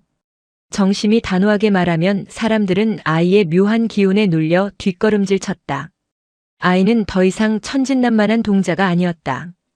무언가 깊은 비밀을 간직한 수호자처럼 보였다. 그러던 어느 날 서울에서 왔다는 중년의 남자가 무산 스님을 찾아왔다. 그는 유명한 식물학자라고 자신을 소개했다. 스님, 소문을 듣고 왔습니다. 겨울에 발아하여 자라는 매화나무라니 학계에 보고될 만한 대사건입니다. 제가 조사를 좀 해봐도 되겠습니까? 무산 스님은 차를 따르며 고개를 저었다. 나무는 나무일 뿐입니다. 학명으로 분류하고 유전자를 분석한다고 해서 그 본질이 달라지겠습니까? 하지만 이건 과학적으로 불가능합니다. 지열이 높다거나 특수한 변이종일 가능성이. 그 나무는 변이종이 아닙니다. 무산 스님이 찻잔을 내려놓으며 남자의 눈을 똑바로 응시했다. 그것은 기다림이라는 종입니다. 60년을 기다린 씨앗이 60년을 참회한 흙을 만나 피어난 겁니다. 과학의 잣대를 들이대지 마시고 그저 마음으로 보십시오. 식물학자는 헛웃음을 지으며 돌아갔지만 그날 밤 몰래 무덤가에 올라갔다가 기겁을 하며 도망쳤다. 그가 본 것은 나무 곁을 지키는 하얀 개와 아이, 그리고 그들 주위를 감싸고 도는 푸르스름한 반딧불이 떼었다고 했다. 한편 외관에 박해진 할머니에게서 가끔 편지가 왔다. 맞춤법도 틀리고 삐뚤빼뚤한 글씨였지만 그 안에는 정성스런 안부와 함께 정심을 위한 용돈이 들어있곤 했다. 동자야, 밥 잘 묵고 있나? 내는 이제 다리가 덜 아프다. 신기하지? 평생 쑤시던 다리가 그날 이후로 잠잠하다. 네 덕분이다. 백설이 간식 샀으니 묵이거라. 정심은 편지를 받을 때마다 매화나무에게 읽어주었다. 할아버지가 고쳐주신 거죠? 그렇죠? 그러면 나뭇가지가 바람에 살랑거리며 대답하는 듯 했다. 계절이 바뀌어 봄이 오고 있었다. 산 아래에는 진달래가 피기 시작했지만 고지대인 서운산은 여전히 쌀쌀했다. 하지만 무덤가의 매화나무는 이미 사람 키만큼 자라 있었다. 기형적일 만큼 빠른 성장이었다. 그리고 3월의 어느 날 새벽 사건이 터졌다. 법당에서 예불을 드리던 무산 스님은 갑자기 가슴이 철렁 내려앉는 것을 느꼈다. 촛불 하나가 이유 없이 툭 꺼졌다. 동시에 요사체 문이 벌컥 열리며 정심이 뛰어들어왔다. 아이는 신발도 신지 않은 채였다. 스님, 할머니가 오셨어요. 오시다니? 박 보살님이 오셨단 말이냐? 아니요. 냄새가 나요. 할머니 냄새가. 무덤가에서 나요. 무산 스님과 정심은 급히 산으로 올라갔다. 아직 동이 트기 전이라 사방이 어두웠다. 무덤 앞에 도착했을 때 그들은 믿을 수 없는 광경을 목격했다. 매화나무 가지마다 붉은 꽃망울이 터져 있었다. 홍매화였다. 핏빛처럼 붉고 진한 꽃잎들이 눈 덮인 산사를 배경으로 흐드러지게 피어나고 있었다. 그리고 그 꽃향기는 유난히 짙었다. 백설이 나무 아래 엎드려 구슬프게 울고 있었다. 아우. 그때 절 아래 종무소에서 전화벨이 요란하게 울렸다. 영암 스님이 헐레벌떡 뛰어 올라왔다. 주지 스님, 외관에서 연락이 왔습니다. 박혜진 보살님께서 오늘 새벽에 돌아가셨답니다. 무산 스님은 합장하며 눈을 감았다. 가셨군요. 결국 꽃이 피는 것을 보고 가시는군요. 정심은 울지 않았다. 아이는 만개한 매화꽃을 올려다보며 중얼거렸다. 안녕히 가세요. 할아버지랑 손잡고 가세요. 바람이 불자 붉은 꽃잎이 눈처럼 흩날렸다. 꽃잎 하나가 정심의 손바닥 위에 사뿐히 내려앉았다. 그것은 작별의 인사가 아니라 새로운 약속의 증표 같았다. 박혜진 할머니의 49제는 서운사에서 치러졌다. 유가족이 없어 무산 스님이 상주 노릇을 했다. 외관시장 상인 몇몇이 조문을 왔을 뿐 장례는 조촐했다. 하지만 무덤가의 붉은 매화나무가 병풍처럼 둘러쳐져 그 어느 장례식보다 화려하고 엄숙했다. 할머니의 유골은 고결 스님의 무덤 옆 매화나무 뿌리 근처의 수목장으로 모셨다. 이제 두 분 싸우지 말고 편히 쉬십시오. 무산 스님은 흙을 덮으며 씁쓸하게 웃었다.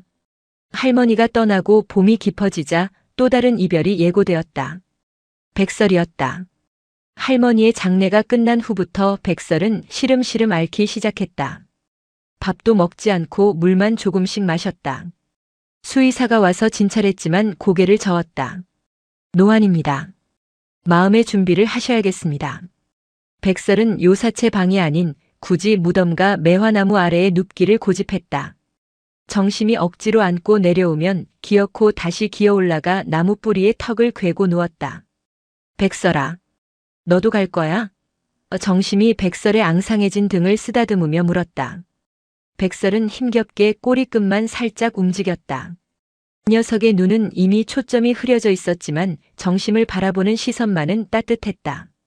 어느 늦은 오후 정심은 백설 옆에 누웠다. 나도 데려가.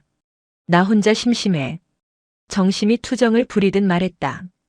그러자 백설이 젖먹던 힘을 다해 고개를 들더니 정심의 뺨을 거칠거칠한 혀로 핥았다. 살아라. 너는 살아야 한다. 말은 없었지만 그 눈빛이 전하는 메시지는 분명했다. 해질녘 서쪽 하늘이 붉게 물들 때 백설은 마지막 숨을 내쉬었다. 매화나무에서 꽃잎이 우수수 떨어져 백설의 하얀 털 위를 붉게 덮었다. 마치 꽃 이불을 덮어주는 듯 했다. 고결 스님의 죄책감을 짊어지고 박해진 할머니의 한을 받아주던 영물은 그렇게 자신의 소임을 다하고 떠났다. 백설을 무덤가 양지 바른 곳에 묻어주고 내려오는 길 정심은 처음으로 다리가 풀려 주저앉았다. 스님, 다 떠났어요. 할아버지도 할머니도 백설이도. 이제 저만 남았어요. 무산 스님은 아이를 업었다. 7살 아이의 무게가 깃털처럼 가벼웠다. 아니다. 내가 남은 게 아니라 내가 시작인 게다. 시작이요? 그래. 그분들이 너를 남긴 이유가 있을 게다. 무산 스님은 주지실로 돌아와 벽장 깊숙한 곳에서 또 하나의 봉투를 꺼냈다. 그것은 고결 스님이 남긴 진짜 마지막 유서였다. 나의 사후 백구마저 떠나고 나면 정심에게 전하라고 적혀 있는 봉투였다. 이게 뭐예요? 정심이 눈물을 닦으며 물었다. 내 할아버지가 너에게 남긴 숙제다. 봉투를 열자 나온 것은 뜻밖의 물건들이었다. 낡은 통장 하나 그리고 편지 한 통. 통장에는 꽤 큰 금액이 찍혀 있었다. 고결 스님이 평생 신도들이 주는 용돈을 한 푼도 쓰지 않고 모은 돈이었다. 명의는 이정심으로 되어 있었다. 이정심.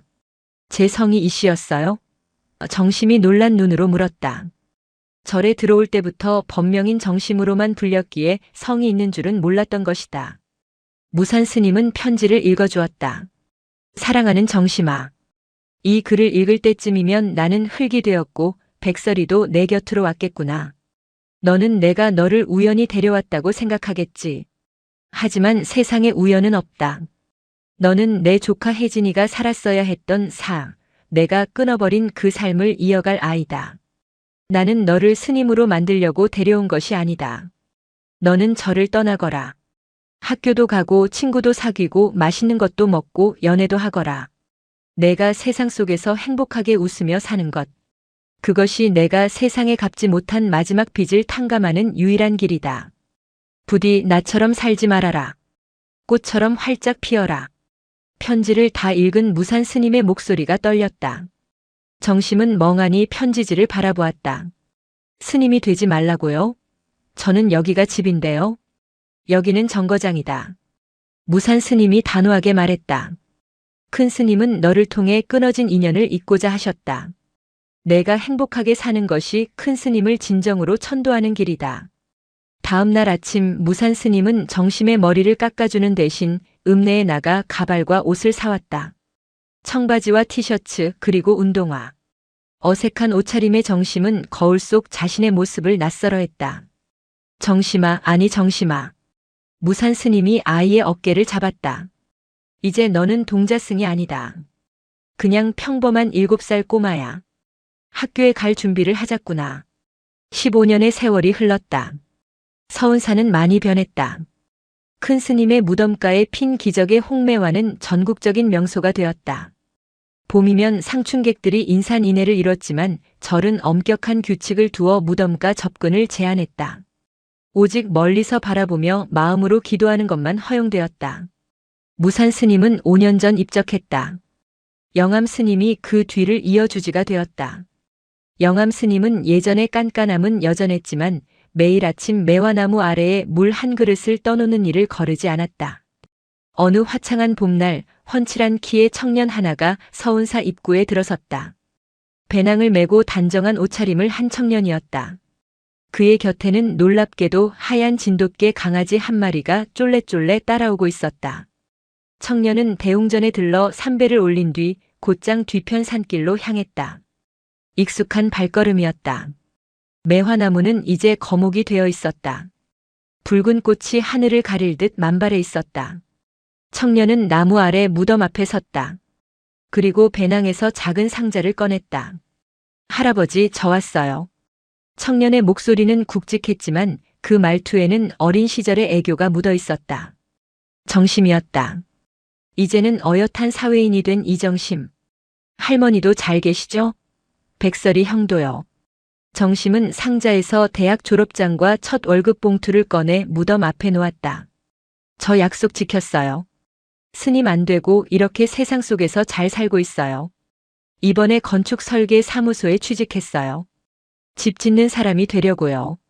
누군가가 쉴 수 있는 따뜻한 집을 짓고 싶어요. 할아버지가 저에게 이 무덤 같은 품을 내어주셨던 것처럼요. 정심은 강아지를 안아 올렸다. 이 녀석 보호소에서 데려왔어요. 이름은 백설이라고 지었어요. 촌스럽다고 다들 말리는데 저는 이 이름이 제일 좋네요.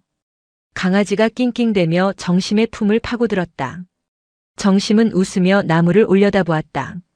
바람이 불자 꽃잎이 비처럼 쏟아졌다. 그 흩날리는 꽃잎 사이로 정심은 보았다. 낡은 승복을 입은 노승과 몸빼 바지를 입은 할머니, 그리고 듬직한 백구 한 마리가 나란히 앉아 자신을 보고 웃고 있는 모습을. 환영이었지만 그 어느 현실보다 선명했다. 노승이 입을 번긋하며 말했다. 그래. 그거면 되었다. 잘 살 거라. 정심은 눈물을 흘리는 대신 환하게 웃으며 손을 흔들었다. 다음에 또 올게요. 그때는 여자친구 데려올지도 몰라요. 청년이 된 정심이 산을 내려가는 뒷모습을 영암 스님이 멀리서 지켜보고 있었다. 허허 녀석. 걸음걸이가 영락없는 큰 스님이구먼.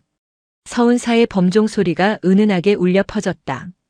산사는 다시 고요해졌지만 그 고요함은 정막이 아니었다.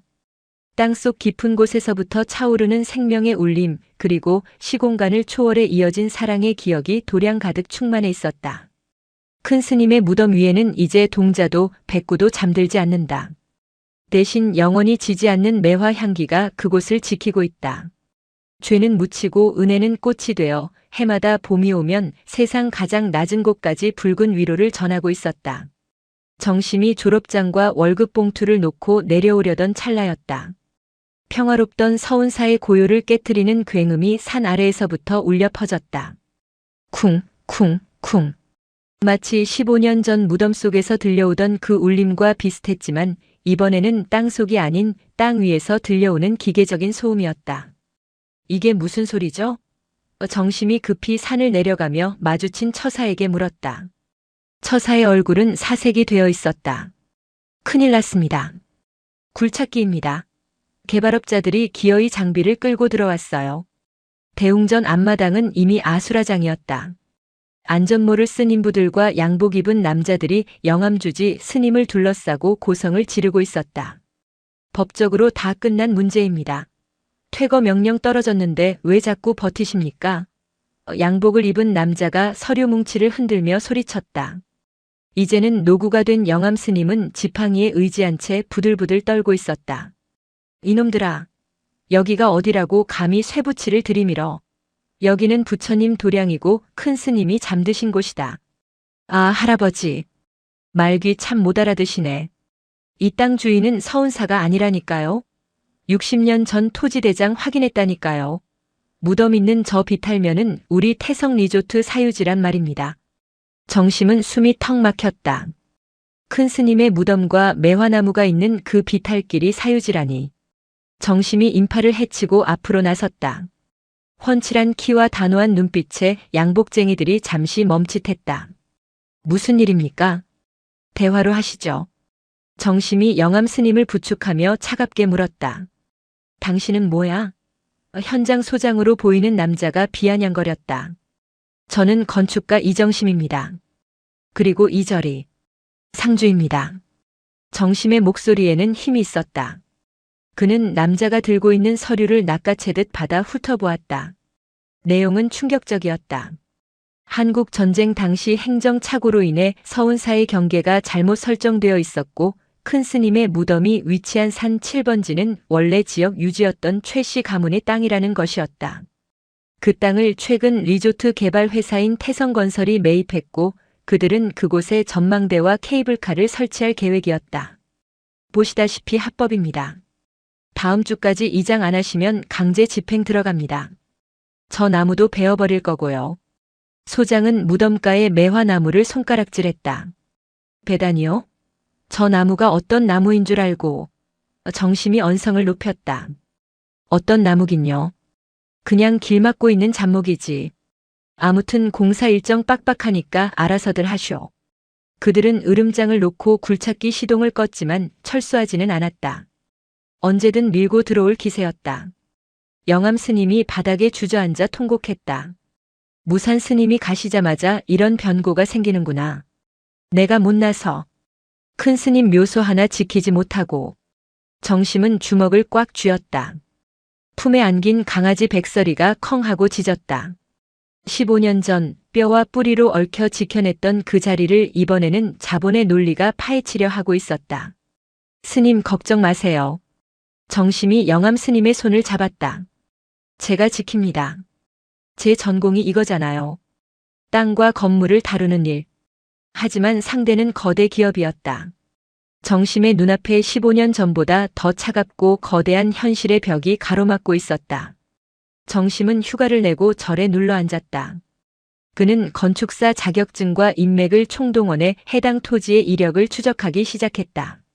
군청 토지대장과 등기부등본, 그리고 1950년대의 낡은 폐쇄 등기부까지 샅샅이 뒤졌다. 사실이었다. 1953년 전쟁 직후 혼란기에 작성된 서류에는 무덤 부지가 최기철이라는 개인 명의로 되어 있었고 이후 몇 번의 상속을 거쳐 태성건설 회장인 최태성에게 넘어갔다. 법적으로는 빠져나갈 구멍이 없어 보였다. 이길 수 없는 싸움이야. 도움을 청했던 선배 변호사가 고개를 저었다. 점유취득시효를 주장하기에도 애매해. 절에서는 그 땅이 남의 땅인 줄 몰랐다고 해도 상대방이 소유권을 강력하게 주장하고 있고 개발 인허가까지 다 난 상태야. 합의밖에는 답이 없어. 합의란 결국 돈을 받고 무덤을 옮기는 것이었다. 하지만 그 매화나무는 옮길 수 없었다.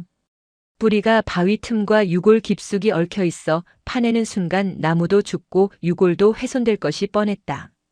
정심은 밤마다 무덤가에 올라가 매화나무를 어루만졌다. 할아버지, 어떻게 해야 해요? 그때처럼 기적이라도 보여주세요. 하지만 나무는 말이 없었고 땅은 흔들리지 않았다. 기적은 한 번으로 족하다는 듯 침묵했다. 그때 영암 스님이 옛날 서류 뭉치를 들고 왔다. 무산 스님이 생전에 남기신 주지 인계 서류였다. 정심아, 이걸 좀 봐라. 무산 스님이 입적하기 전에 남기신 비망록인데 여기에 이상한 구절이 있어. 정심이 펼쳐본 낡은 노트에는 1952년의 기록이 적혀 있었다. 최거사가 찾아오다. 피난민들을 숨겨줄 땅을 내어주겠다고 하다. 그 대가로 뒷부분이 찢겨나가 있었다. 최거사.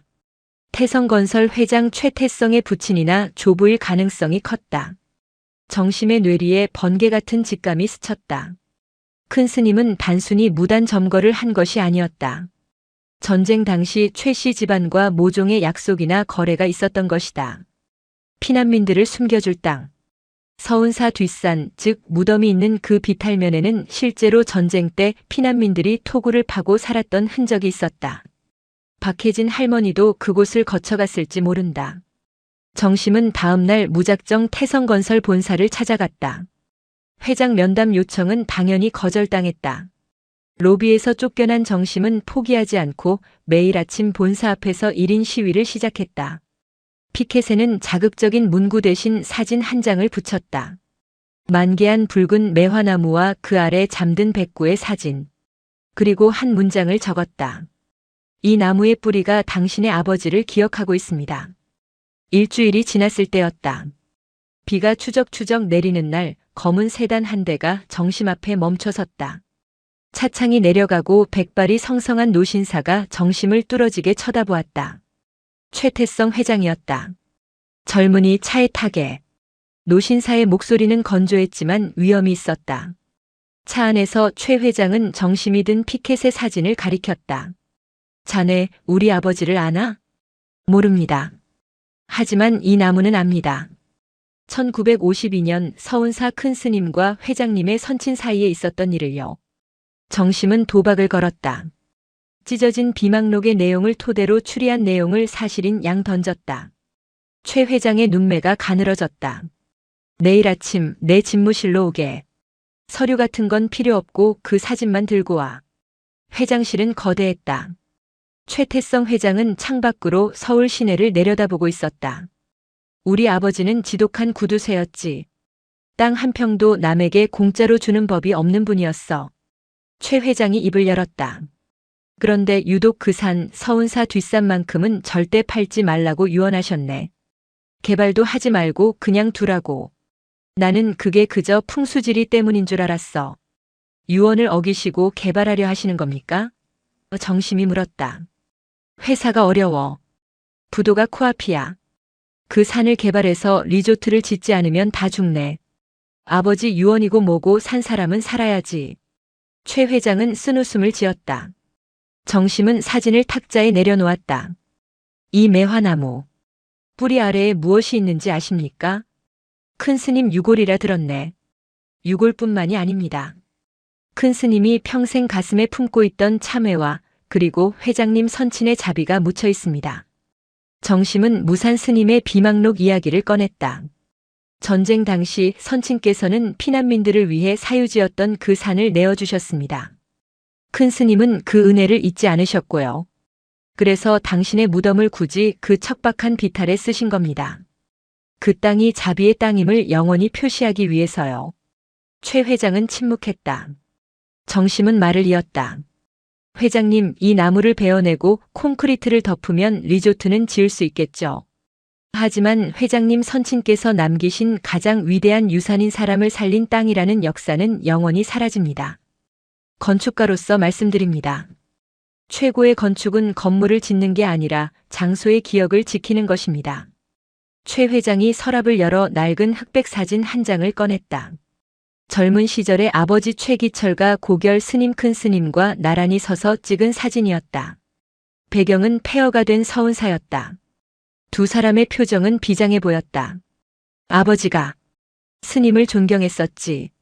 술만 드시면 그 중놈 참 꼿꼿하다고 하시면서. 최 회장의 눈시울이 붉어졌다.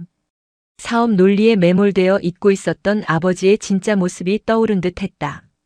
하지만 이미 투자자들과 계약이 끝났네. 설계를 변경하려면 천문학적인 위약금을 물어야 해. 방법이 없어. 정심의 눈이 빛났다. 방법이 있습니다. 제가 건축가라고 말씀드렸죠? 위약금을 물지 않고 오히려 이 리조트의 가치를 수백 배 높일 수 있는 설계를 제가 해보겠습니다.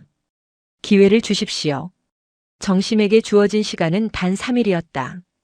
그는 서운사로 돌아와 밤을 새우며 도면을 그렸다. 밥도 먹지 않고 잠도 자지 않았다. 어린 시절 토굴방 흙벽을 긁어내던 그 집요함으로 모니터와 씨름했다. 그의 구상은 파격적이었다. 기존의 설계안은 산을 깎아 평지를 만들고 거대한 호텔 건물을 올리는 방식이었다. 정심의 안은 산의 지형을 그대로 살리는 수능의 건축이었다. 호텔 객실은 독립된 오두막 형태로 숲속에 숨겨지듯 배치된다. 그리고 모든 동선의 중심에는 큰 스님의 정원이 자리 잡는다. 무덤과 매화나무는 리조트의 방해물이 아니라 리조트의 심장아트이 되는 것이다. 이곳은 단순한 휴양지가 아닙니다. 치유의 공간입니다. 프레젠테이션 날 정심은 투자자들과 최 회장 앞에서 열변을 토했다. 사람들은 화려한 시설에 지쳤습니다. 그들이 진정 원하는 것은 위로입니다. 60년 된 매화나무와 평생을 무소유로 살다 간 승려의 이야기. 그리고 주인을 지킨 백구의 전설. 이보다 더 강력한 스토리텔링이 어디 있습니까? 정심은 화면에 시뮬레이션 영상을 띄웠다. 봄이면 흩날리는 붉은 매화 꽃잎 사이로 사람들이 명상을 하고 산책로를 따라 걷는 모습. 무덤가는 성역으로 보존되지만 유리벽을 통해 누구나 바라볼 수 있게 설계되었다. 과거를 덮는 개발이 아니라 과거를 품는 개발을 하십시오.